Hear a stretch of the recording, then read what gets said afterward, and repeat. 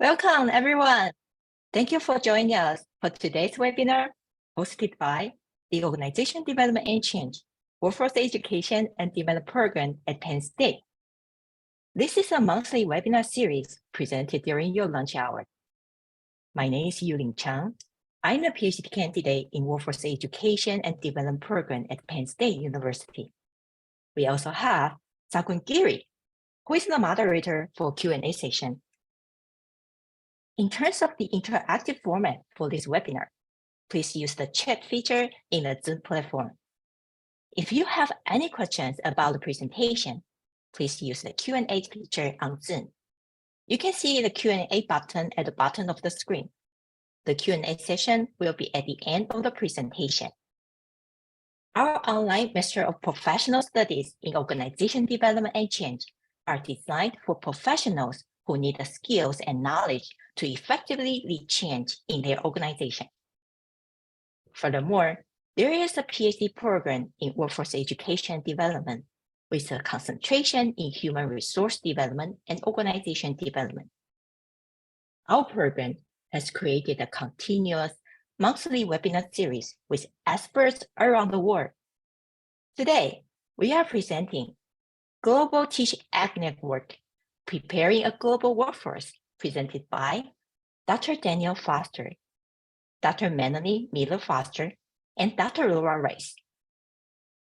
Dr. Laura Rice is an assistant teaching professor in the agricultural education at the University of Minnesota.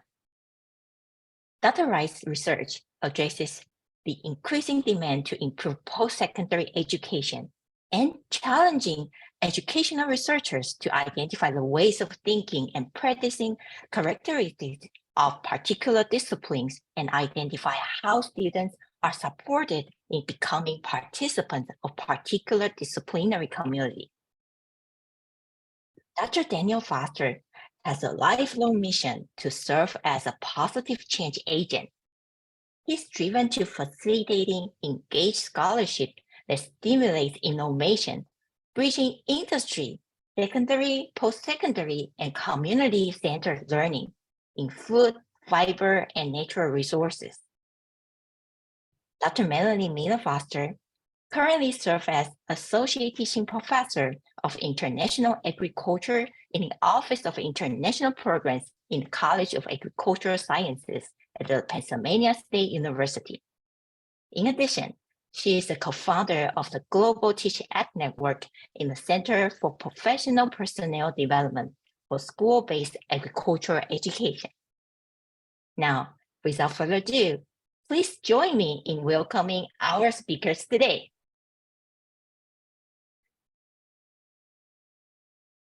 Thank you, Yuling, for that wonderful introduction. Dr. Melanie Miller-Foster, Dr. Daniel Foster, and myself are really pleased to be here, and we thank you for inviting us and allowing us to use this platform to share about what we do. Before I share about the goals of our presentation, if you could respond in the chat to this warm-up question: what competencies do you have that allows you to engage globally? And while you're thinking about that, I'm going to review the learning goals for the presentation.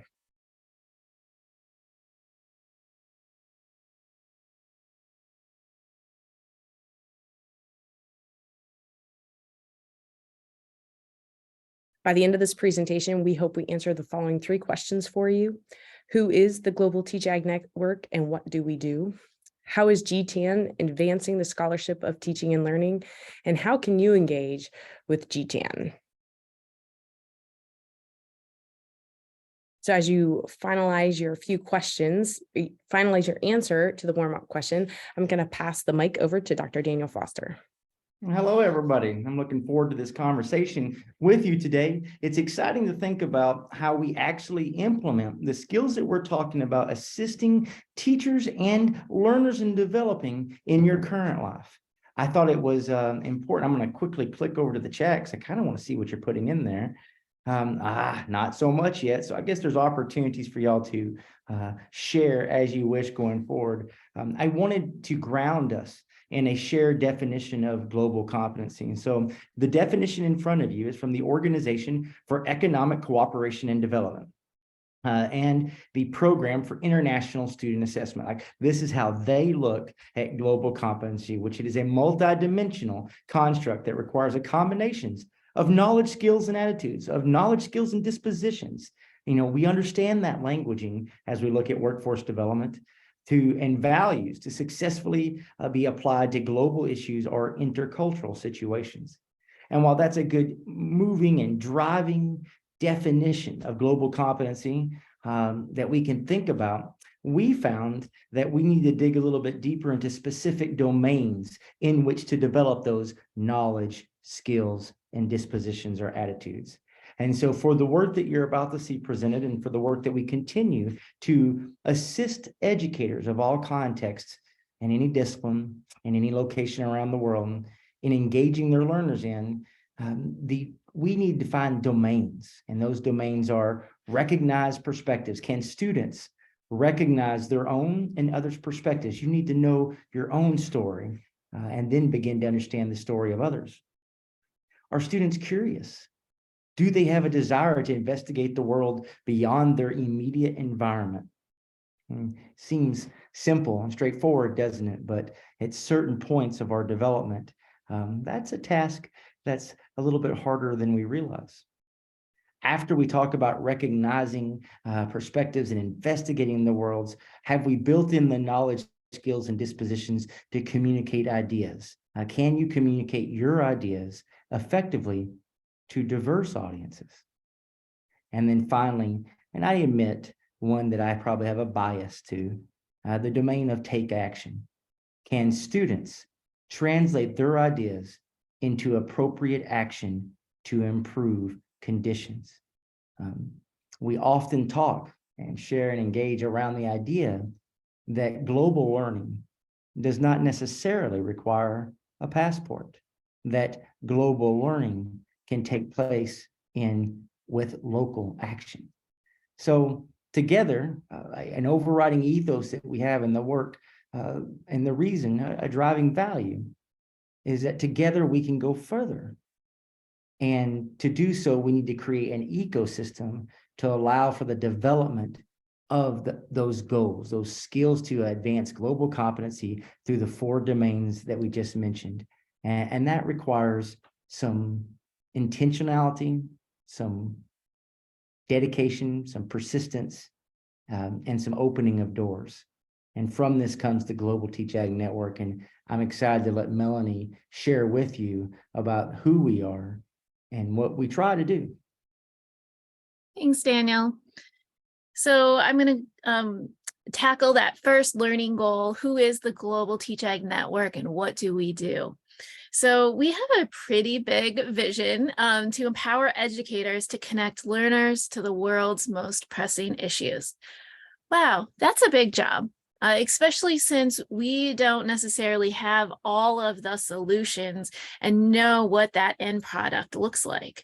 And so we have carved out a small mission that we feel that we can work on in the Global TeachAg Network, which is to empower educators through quality professional development, specifically in global agriculture, because we are all over in the College of Agricultural Sciences, and related to food security, because food security is one of the world's most pressing issues that's associated with agriculture. And so this is the mission that is really driving our work here in the Global TeachAg Network. And so just to start off with a few belief statements. So our core belief is that educators are powerful agents of change. So as we think about the change that we want to see in the world, we want to see sustainable food systems, we want to see climate change mitigated, we believe that in all of these issues, educators play a key role. And part of our work at the Global TeachAg Network is to remind the world of how important educators are in our local communities and on a global scale. So often, these folks are forgotten as agents of change and not involved in really important conversations. They are not tapped or thought of when we're thinking about how do we solve these issues. So part of our role is really reminding the world how important educators are. A second value statement. We believe that educators are an effective way to engage youth and communities. We know that our educators around the world are interacting with different communities, with youth, with learners of all ages on a regular basis. So they have regular contact through funded programs, both formally and non-formally. And they are really familiar with community assets, but also community needs. And so as we think about who can be great partners in solving some of these big world issues, specifically related to agriculture and food security, we should be really thinking about the people who work with communities and with our youth on a daily basis and can draw connections and actually enact action on some of these really pressing issues. And third, we believe that we need to find meaningful ways to solve these global problems together. You know, education can be kind of an isolating profession, right? Like, you know, I feel very isolated when I am working with my graduate class of 10 students as the sole instructor, right? They're all looking to me for answers and I'm alone in a classroom with them. And, you know, it can be really, like I say, isolating. And it's really important, we believe, that we find ways for educators to learn from each other. They have valuable experiences. They've tried different things. They've developed their own best practices. They've tried things on a small scale, and they have lots of knowledge and ideas to share with each other. So we need to figure out how can we get educators in community with one another and carve out a space for these really important conversations to take place. We think that this is the best way to go about solving this problem because there's no one that has these solutions. They are being created from the ground up. And it's not our role as folks sitting in the ivory tower of a university to stand in front of a group and tell them what to do. And so this is where we have really worked hard to build a community of educators and work to connect them with some of the organizations that are working in this space. And so it is in our name. The Global TeachAg Network is a connector. And so what we have been working on since 2016, when we had our first Global Learning in Agriculture conference, we have been working to connect organizations working in international agriculture and the international development space on issues like food security. We're working to connect these organizations that have great knowledge to share. They have experts and expertise that we can tap into. They also, in many cases, have great data that we can involve our learners in. So there's so much great information, but on the other hand, they're not very well connected with educators that want to be connected to this kind of information. So that's our job. We're really excited by the variety of partners that we have. We have, you can see, we have land-grant universities, we have community colleges, but then we also have private organizations and nonprofits. And we have organizations such as the National Association of Agricultural Educators. So teacher professional development, teacher professional organizations. So we have all different kinds of folks that are coming together into community with our educators. And so you can probably tell this is a passion project. This is something that Daniel and I hatched, and we're coming from different disciplinary viewpoints. And so I always like to talk about how this really happens because it emphasizes how important interdisciplinary work is. So Daniel, as you heard in the introduction, is an agriculture teacher educator. And so he is working on developing future agricultural educators, particularly at the secondary level. My role, on the other hand, is in international agriculture and development. And so, as we think about these issues together, we were hearing different conversations. And once we started talking about it, we said, hey, we are the people that are maybe the ones that can bring this together. Daniel was hearing from agriculture educators that really wanted to engage their learners in big issues, both at their local community level, but also globally. Their students are really interested. They just weren't sure the landscape of organizations working in this space, who they could talk to, or how they could get started. Me, on the other hand, I was hearing from international development organizations that were like, man, we're so worried about engaging the next generation in agriculture. And we really want to get youth involved, but how do we get youth? And so that's where this initiative came from, was this kind of conversation that, like I say, was happening on each side. So it was in this landscape that we realized that educators were the last people that were being thought of. So instead of these organizations all going out and developing their own youth programs, we were saying, hey, why don't you tap into the educators in existing programs so they can flavor their work and get their learners directly involved in some of these issues. So that's who we are and where we came from. And so now I'll turn it over and to Laura to talk a little bit about the framework that drives our teacher professional development work. So the world faces many pressing issues that we probably could focus on and have GTN could have focused on, but the framework in which GTN focuses on is the Sustainable Development Goals. There are 17 Sustainable Development Goals, and they're all relevant and important to address.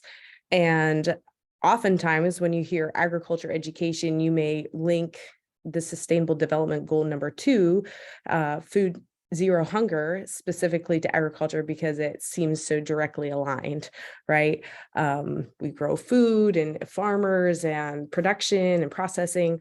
But if you think about how all 17 are interlinked, you'll find, and if Melanie wants to advance the slide, you'll find that actually all of the SDGs are nested within one another. And this graphic shows you how every layer of our environment, of our economy, plays a very big role in how they're all connected and how they nest together, and they are impact one another on many different levels.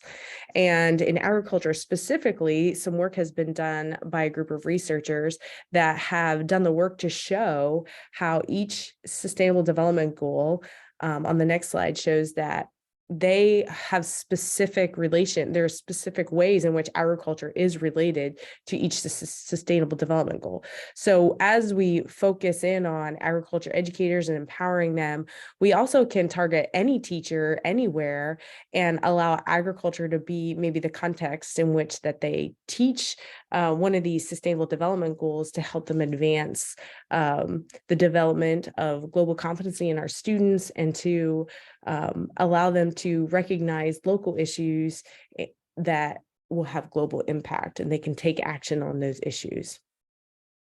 So this is the framework that guides the projects that GTN focuses on and the programs that they focus on to help prepare and empower agriculture teachers. And on the next slide, it shows the framework, the programs. I apologize, I got ahead of myself there. It shows we're going to discuss, I guess, the GTN programs that SDGs guide. Daniel? Hey, thank you very much. I get a chance now to quickly talk about GREAT. You know, we've shared the fact of what this driving vision is. We've shared the values, and we've talked about the framework that guides our programming of the UN Sustainable Development Goals. They said, okay, Foster, you have about 4 minutes to talk about how you actually do that through the programs. Of course, I need to stop for a second and make sure that I emphasize a couple of things for everybody watching right now and those watching in the future. When we use the term educators, we believe that educators are broadly defined. So you need to keep in mind that we're talking about reaching those who influence change through teaching and learning, be that in formal settings of our universities, secondary or primary schools, be that in non-formal settings like extension and other types of programs, or being that in informal settings, which could be for a company or a group who are asked a task to be involved in professional development. All of us, in one way or another, are educators. In addition, got to emphasize what Melanie said earlier about this notion of partners. With any partner you work with, do you wait till you've made all the decisions before you go to them and ask them to join the party? Or do you invite them to the table at the beginning when you're trying to analyze how to engage and address the situation or challenge? That's what we're asking everyone to think about when they're approaching some of these pressing world issues as framed by the UN SDG framework of like, are you waiting until the end to talk to educators as diffusion agents of change? Or are you doing it at the beginning and asking them for their input for efficiency? I mean, keep in mind, I noticed that we have a attendee from Nigeria. Welcome. You know, in Nigeria, I believe there's over 500,000 different secondary educators right now. That number is dated from 2018. But the question would be, well, how are we connecting their capacity to influence the next generation to help us solve problems? That's our vision of the Global TeachAg Network. We do that through immersion programs. Immersions can either be global or domestic. We're going to spend a month in July, not going to solve problems in Uganda, but rather to learn side by side as we connect Ugandan agriculture teachers with secondary agriculture teachers in the U.S. for 4 weeks as they explore food security education in real life settings, specifically through projects around poultry, rabbit, hydroponics, mushrooms, vegetable production. This is a USDE Fulbright program. We also explore the next generation of teachers, and this is through our Global Orientation to Ag Leadership program. You're only getting high-level stuff, guys. It's basically the names of goals, which is funded by the United States Department of Agriculture, and it has a 5-year period of time where we take students, allow them to wrestle, to tackle food security issues with world leaders at the World Food Products Foundation, at the Borlaug Dialogues, take it back, distill it, break it down, apply it to lessons, and then send them to disadvantaged or to populations needing assistance and diverse in many different ways across the United States for 5 weeks across their spring break, whereas sophomores and juniors in college, they teach about food security education from everywhere to Appalachia, to urban areas of Queens, Miami-Dade, to very rural Western Montana or Idaho, or Utah. We send these teams out for this high impact practice. It's really exciting, and we'd be glad to answer a question on that. We also look at cultivating professional development programs. Specifically, we give the examples of our Global Guides program, where we're on cohort 4 of 25 educators selected from the world. This year's community and cohort has a middle school agri-science teacher from Georgia, a faculty member from Utah State, a biology teacher educator to university level from Israel, a biology teacher at the elementary level from Australia, an agronomy teacher from Mexico, and many more, all coming together from different contexts and disciplines and saying, how do we address food security education? Continuing on with a couple examples, because I'm already over time. We send teams with key partners to learn more about how they're addressing some of these issues. So we sent an undergraduate and a faculty and graduate student research team to Nepal to explore how, through their science education, they could use agriculture as the context to get to those rich science, technology, engineering, and math, or STEM concepts. And then our biggest initiative, perhaps, and the one that you're going to be invited to join, and to invite those educators in your life who are important to you that you want to bring to the party at the beginning and not the end, which is GLAG, the Global Learning and Ag Community.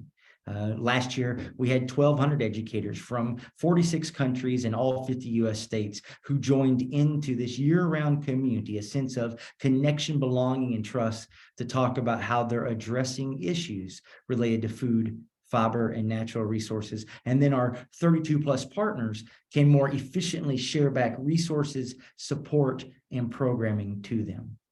So that was a really quick rundown of some of the activities to live out our framework and our values in the Global TeachAg Network, from immersion programs to professional development programs, which can be digital or face-to-face, to systematic scholarly research in countries, in context, to building a thread that holds it all together, that community of practice. You can read about that. Lev and Wenger have done amazing work in this space, and we try to bring it to life in application of a domain, a praxis, and a community of approaching and addressing issues in food, fiber, and natural resources through the global learning and ag community.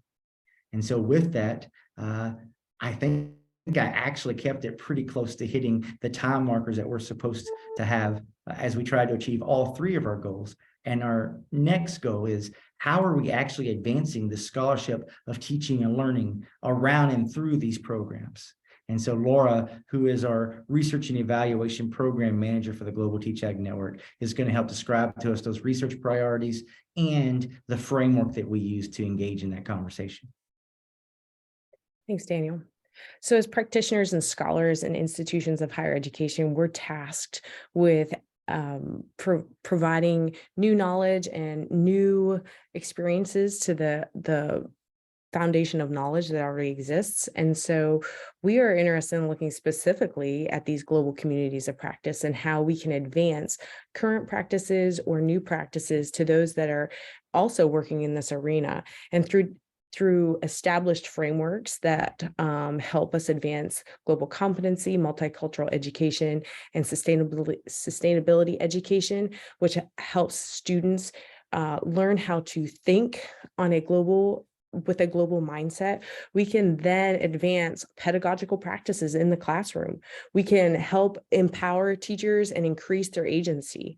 We also can create more interdisciplinary collaboration, whether it be across institutions, across schools, secondary schools, in collaboration with secondary teachers, as well as academics at institutions. We want to see that interdisciplinary collaboration happening. We're also increasing accessibility to students on developing a global mindset and having opportunity outside of the classroom and taking action outside of that classroom. And then a big part of what we do in developing teachers and helping teachers advance what they do in professional development is helping make better teachers by making them help them become more reflective. And so through these frameworks and through using the opportunities that we, through the programs that we design and facilitate, we use these teachers to help inform what we do so that it helps guide our practice, as well as advance the research to help others also in their practice as well. Our research priorities are listed there on the side that I kind of skimmed over, summarized quickly, but our whole goal is to help teachers connect local context and curriculum to address complex global issues, to help develop those global competencies in students so that they are prepared to be the next workforce that can think strategically, critically, and globally to address these pressing issues.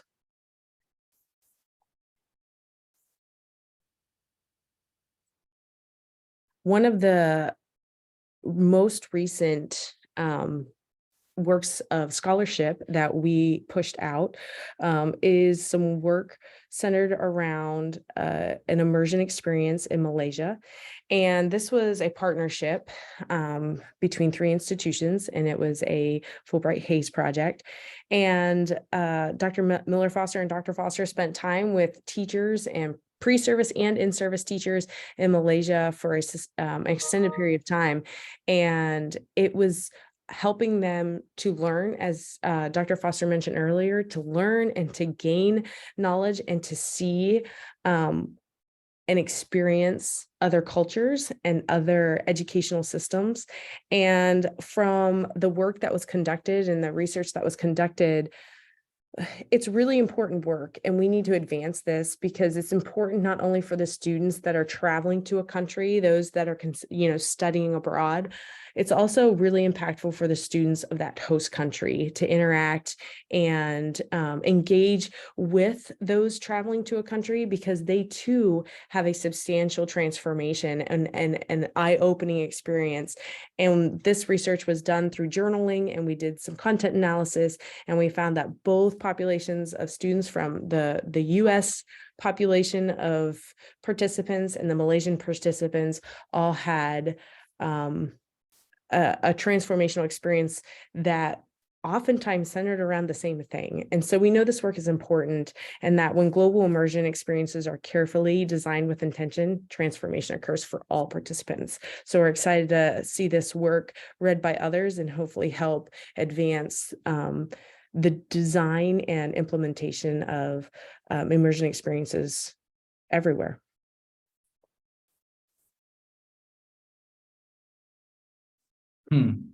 I believe I have the opportunity to talk about our third learning goal of what you can do to engage with others. And one thing I find in this world is that so many assumptions are made and communication is hard. And when you take those two variables and put them together, oftentimes you have disappointment and dissatisfaction. And so I'm going to try to be really explicit to talk about what I hope and envision on how we can continue to take the knowledge that we're sharing now and work together to present opportunities so that everyone sees a place for themselves to plug in, if you will. Because what I'm talking about is that proximity promise. It's when I put passionate people in the same place, awesome's bound to occur. I truly believe that. And that simply through proximity, and that we can find and discover similarities and opportunities that we never knew existed if we present that opportunity. And so the first challenge with explicitness is to ask that you join the Global Learning and Ag community. Now, those are linked on the screen of the slides. There's a QR code that takes you there, and then there's a link in the chat. You get to answer 5 questions to come into the community, and then you don't have to do anything else but participate, but to share your authentic self, to be willing to engage educators. Remember, educators broadly defined. Now, I may just be inspired by where I am. I'm joining you today from the campus of the University of Minnesota. And some of you might not be familiar with this, but the University of Minnesota employs a collegiate coach called PJ Fleck. That's his name. They're the Golden Gophers. And one of PJ Fleck's common sayings that he's used to rally the community and to rally his team is row the boat. Can we all row the boat in the same direction? I think sometimes I get frustrated because everybody appears at times to be more interested in building their own boat as opposed to getting in one boat and rowing together to go further. And that's what I'm asking you of how can we identify the ways that we can row the boat in the same direction? And because of the time that we have, I want to share another story. Sometimes both Melanie and Laura get nervous when I share too many stories, but I may have went a little bit too fast in that first part about our programs. I'd like you to share a story with you, an example of how rowing the boat in the same direction, of how engaging in private and public partnerships, of having a set goal toward changing and addressing a problem in a local community and not worrying about who gets credit, but just rather that it gets done. Can it produce profound change? See, I came to Minnesota this week as an extension of one of our programs. So we talked to you briefly about the Global Guides program, and a member of Cohort 4 is the agri-science educator at West Central Area Schools, which is in Western Minnesota, in Barrett, Minnesota. In fact, there's 5 small sending communities that send schools together for this program, a program in agricultural science education. A program that quickly noticed that they had a food security concern in their own community. A community in Minnesota where I just read that has 1 in 3 children go to bed hungry. And that was amazing to me to read that, to think about that existed here. And so they wanted to address that. So how did they address it? Well, they said, how can we grow food better for our local food pantry, bank, and Minnesota, they call it the food shelf, which I think is very nice languaging. How do we help them secure supplies? And so then they started talking with the local extension programming, with local civic organizations like the Lions Club, with the school superintendent and the school board, with local producers. And together they developed a proposal and secured funds to build a greenhouse to teach about hydroponics growing, with all the produce going to the local food bank. But they weren't done yet. Then, because of inspiration of learning more and applied STEM technologies for this growing workforce, of empowering these students to be able to stay in their local community as opposed to leave and contribute in meaningful ways, they saw a need for protein. So they secured a $380,000 grant from the United States Department of Agriculture to develop a local mobile meat lab to teach meat processing. And that's only the beginning of this journey and story that I think is going to be told, of addressing local needs to build teachable moments, to allow people who care most about a community to stay in that community, developing workforce skills that have empathy to food security, not only in their community, but around the world, a mindset and disposition that we're all in this together and that we're interconnected. And I could go on, but it was a powerful story that just happened on Tuesday. That's the dream of the Global TeachAg Network, the dream and the idea that together we can go further, to develop together we can do more. And the first step usually starts in our own backyards. But we have to present a way that people feel that they can be connected, that they can belong, and that they can trust that they will be accepted for who they are, not who they are not, of having something to contribute to solving these wicked challenges. And we hope and anticipate continuing to advance our scholarly research and framework, but we love the opportunity of building a community through the Global Learning in Ag that will have assets, allies, and advocates that help us address those research questions in meaningful ways. So it's funny, we are still a small enough community that every single request to join, I get to see.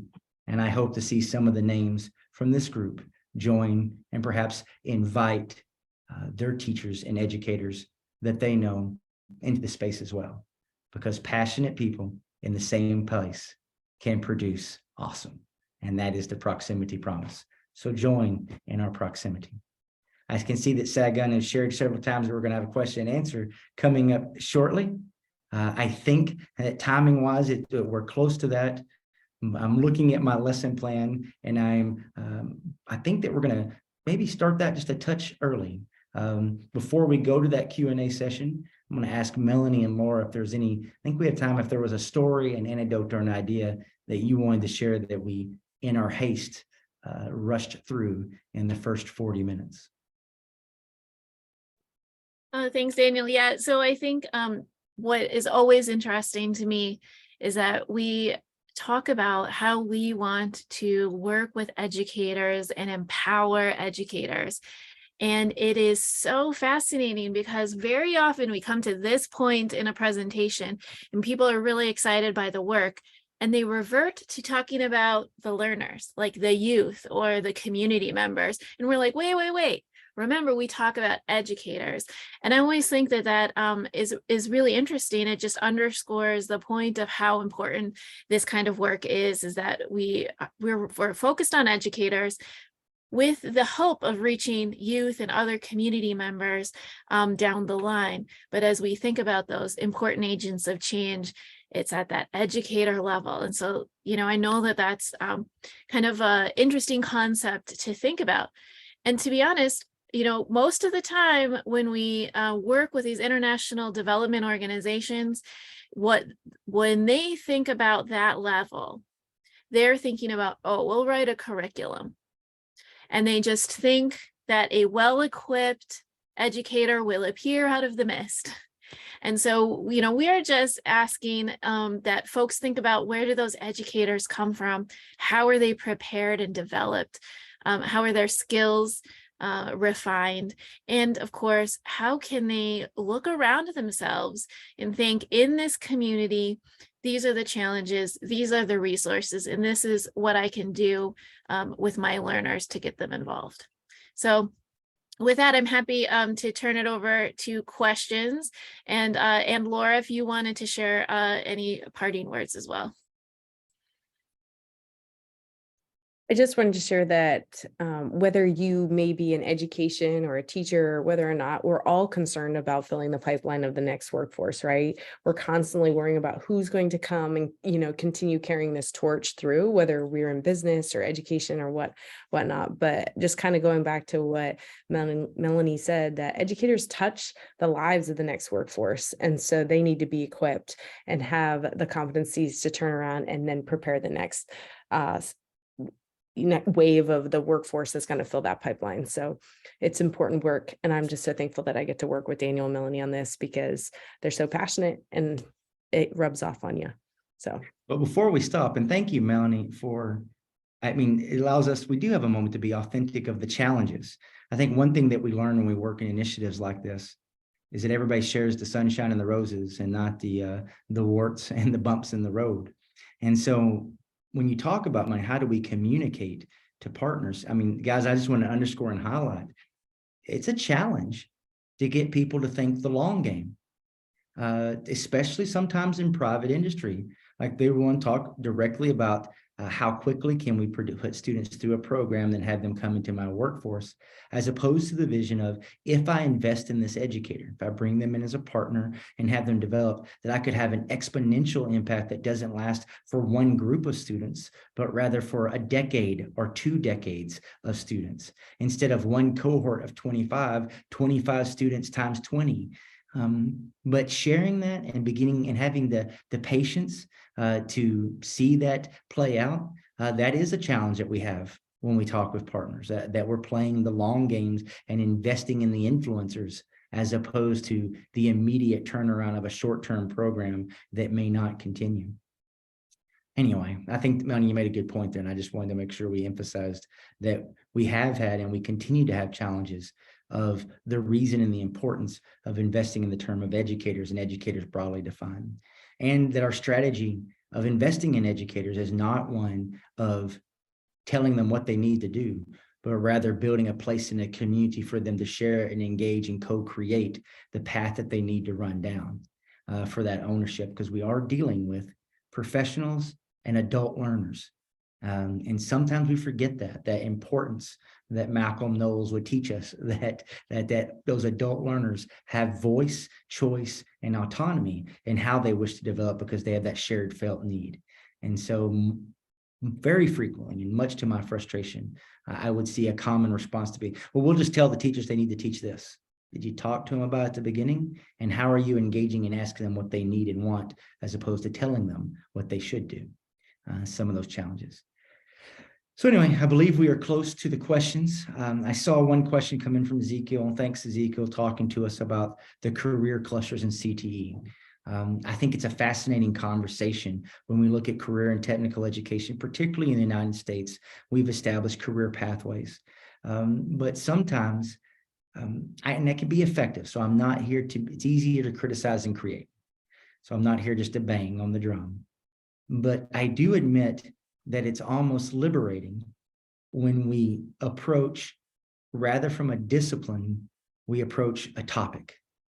It has been fascinating for me over the past 4 years to position a topic or an issue in front of multiple interdisciplinary, multi-sectoral approach of interdisciplinary collaborative teams, as opposed to saying, which pathway or career cluster are you in, and staying within that tribe. And so that speaks to the food security education as a point. But it's good to realize that we have other colleagues in those other areas and attempts, and how can we reach out to invite them to the table? Very powerful and important. I saw a comment, Melanie, that you might look in the chat and then we can refer to, and I don't know if I'm messing up the facilitation plan. I should pause, shouldn't I? Perhaps there was a different way we were going to go about it. We were just jumping into this fun conversation that we're passionate about. So I will pause and I believe we have a moderator. I apologize for jumping ahead of that. It's all good, Dr. Foster. Thank you, Dr. Foster, Dr. Miller-Foster, and Dr. Rice for your wonderful presentation. We have a couple of questions here, and I will jump right in with the first question. Can you talk more about the impact that the Global TeachAg network has had on agricultural education around the world, and how have its programs and initiatives been received by educators and students?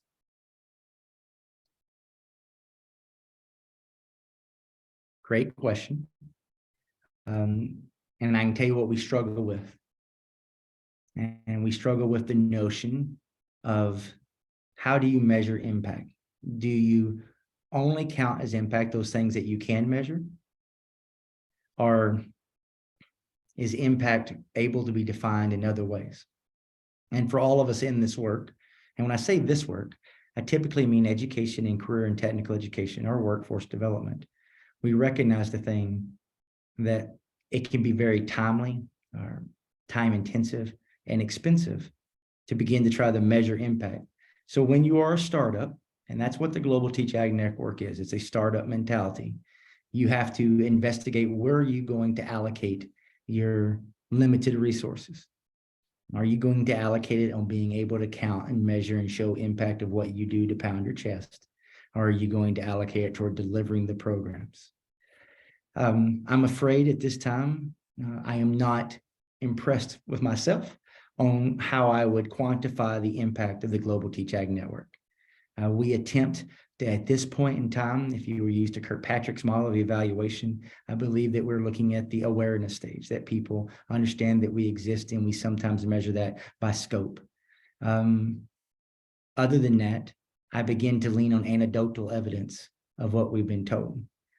I can tell you that because of our partnerships, I am seeing specific impacts in U.S. school-based ag education of the integration of the words global and global learning in different aspects of strategic plans and outreach. I have confidence, even though I do not have the empirical evidence, that we have impacted since 2016 the dialogue that agricultural education is education for sustainable development, that agricultural education does address climate action education, that agriculture education contributes to the global issues facing the world, and that these ag educators who before were not perhaps aware of the UN Sustainable Development Goals as a conversation framework are now more aware that they exist and where they connect. We are currently conducting studies of the 9,000 NAAE members, teacher educators, and pre-service candidates as we look at the continuum of that ag education workforce on their awareness of the UN SDGs. I believe that this data is going to be a baseline that we'll be able to go back to and replicate in future years as we continue programming through partnerships that we've described today. I do not believe and don't have the hubris that we have dramatically impacted how agriculture education is approached beyond the U.S. borders. Aspirationally, we have taken joy of helping individuals and individual programs, but of moving the needle across that broad spectrum across other countries, we are not there yet. But with the right partners and working together and worrying more about what we accomplish as opposed to who gets credit, I do think that the next decade would hold that promise. Melanie and Laura, I would love for you to contribute to the question on how does the GTAN measure its impact? Mm-hmm. Yeah, one thing I wanted to add was, like I said at the top, agriculture is closely associated with the food insecurity and, the fight for achieving food security. So what we had been seeing is that we had a lot of agricultural educators in particular who were really involved in food insecurity initiatives in their local communities. So we're talking about all different kinds of events and engagement of their learners with local organizations working on hunger and food insecurity issues. And they were really not sure how to reconcile what they were seeing in their local communities and connecting it to that larger global issue of food security.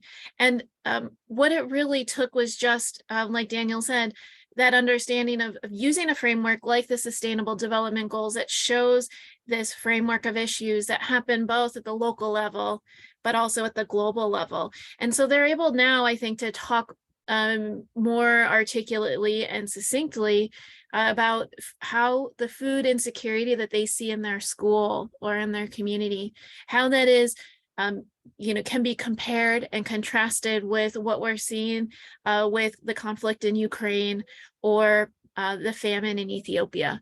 So this idea of being able to connect what learners are experiencing and seeing in their local communities and with what is happening globally, I think that's a really important next step. And also, just to illustrate a point on this kind of connection and what that can look like, and a particular anecdote coming out of our community. So today's the 1-year anniversary of the beginning of the war in Ukraine. And, we had a lot of educators coming to our community and saying, hey, like, how do we talk to our learners about this issue? They're distressed. They're seeing it all over the news. They're scared. We don't know what this means for agriculture and food security. We don't think it's going to be positive. And so we were able to actually bring in one of our community members who is a faculty member at a university in Ukraine, studying food security and agribusiness in Ukraine. And he was able to come on and conduct a session for our educators about the situation of agriculture in Ukraine and what that could mean for the world. And coming out of that session, a teacher was able to take that knowledge and that inspiration coming from her fellow community member, and she engaged her students with a sunflower growing project in their school greenhouse. And that her students then sold the sunflowers that they grew and sent the profits to help refugees coming out of Ukraine. And so that's a kind of like small scale, immediate change that we know has come out of our GLAG program, our GLAG community specifically. So I like using that one, especially today, to illustrate that point. Inspiring empathetic action, but remember that the impact on that, to me, is then having a community where there's enough trust and connection and belonging, where that teacher would share back that action into the community so that other educators could be inspired to amend and adopt it and utilize in their local context, to recognize and to see the agency they have as educators that can therefore inspire the voice and agency of their students. Would Thank you you, Dr. like me, Segun, to pull from the Q&As? No, I have it, Dr. Foster. Okay. Thank you. So Ezekiel asks, how can we integrate ag education with WBL and career pathways? If you Sure. can talk more on that. Thank you. So just to make sure everybody's in the same language, thank you again, Ezekiel. Ezekiel's talking to us about work-based learning. And as we look at school-based ag education as formally defined, this has been manifested over the years through a aspect called supervised agricultural experience. And when we say, well, how do you integrate that? I would go ahead and say that we try to inspire ideas and action where the work-based learning programs can be influenced of global issues. What do I mean, and how can I be more specific? I start very simply, and we've seen teachers do this as they become aware of the UN SDG frameworks, to connect the students' agri-science fair projects, which is a form of SAE, to one of those 17 goals as they describe its importance. I would continue to add that one of the areas of work-based learning programs that exists through some of our teachers is to actually explore teaching. And so they can engage around global issues through our partner of the World Food Prize Foundation and their Global Youth Institute, where they learn about by selecting a country and then writing an essay or paper. But the next step is where we're really integrating it is taking that issue in that country that they're exploring and breaking it down to perhaps be able to teach to their peers or to the younger students in the program for authentic applied teaching opportunities and sharing awareness around that space. There are more examples that have started and stopped and moved, and we continue to realize that persistence is the most important part, grit of achieving these things as we go forward. One of our teachers involved in one of our programs was the first educator to bring orange flesh sweet potatoes into Honduras. And engaged her students in work-based learning to apply and develop about why this was important and to grow it in that setting and then to market it. So very authentic applications to that piece. So Ezekiel, I hope that we're addressing that current structure that we're well aware of career clusters, of career pathways and CTE programs and those formats to having a global taste that nobody owns global, that we need to just simply, how do we cut across it to increase awareness and perspectives that the work that they're doing can apply. And I'm trying to always be conscious of the time. Melanie and Laura, one thing that I definitely want you to address is that being addressed a question of how are ways to participate in the community? What can I do with what I know to contribute? Like it's that very common question of, great, we think this is important and powerful. You've given us a link, but what am I supposed to share if I'm listening to this right now? Well, I'm happy to take this one on.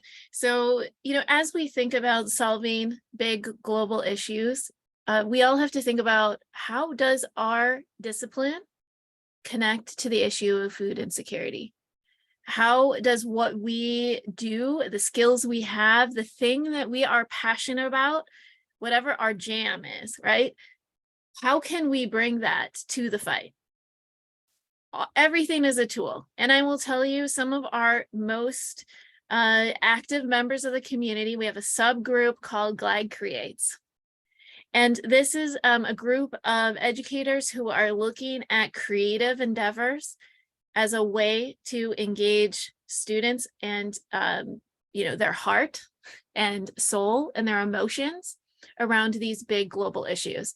Global issues like food insecurity can make people feel hopeless. We feel like we're just one person and we can't make a difference. And so we have to actually encounter these emotions as we think about what is our own role to play in a community effort like this. And so I'll tell you, we have brought in a passel of poets who write poetry about food insecurity. So very often poets are kind of known for hunger of the soul, but they, in this case, have focused their dedication and their efforts on writing about hunger of your physical body, right? Hunger of the stomach. And, so that's, I love using that as an example because it shows that everybody, no matter who you are, what your knowledge is, what your skill set is, you have something to bring to the fight. And so that can be sometimes the hardest part to identify. So how does my discipline or my knowledge and skills relate to the topic? So I'll just close with that. I hope that we see you in the community. And if something like that is interesting to you, you're welcome to join that GLAD Creates community once you get inside the larger GLAD community. Thank you, Dr. Miller-Foster. Yes, I'm happy to turn it over to you. Yes, thank you, Dr. Miller-Foster, and thank you, Dr. Foster and Dr. Rice for the wonderful presentation. Back to you, Abby. Thank you, Sagan, and thank you so much for sharing this amazing work by Global TeachAg. On behalf of our OD&C Workforce Education Program, we hope you think this webinar is helpful. If we did not get to your question, please send us the email or reach out to the presenters directly via email. For the future webinar, we would like to hear your feedback on today's webinar. Please take the survey using the link in the chat box. Also, we are pleased to announce our annual conference on March 19 about careers and technologies for advancing diversity, equity, and inclusion. Registration for all events are free and can be found on our website. You can also find us on our social media platforms such as Facebook, LinkedIn, Instagram, and Twitter. Again, thank you everyone for joining us today. We hope to see you soon. Thank you.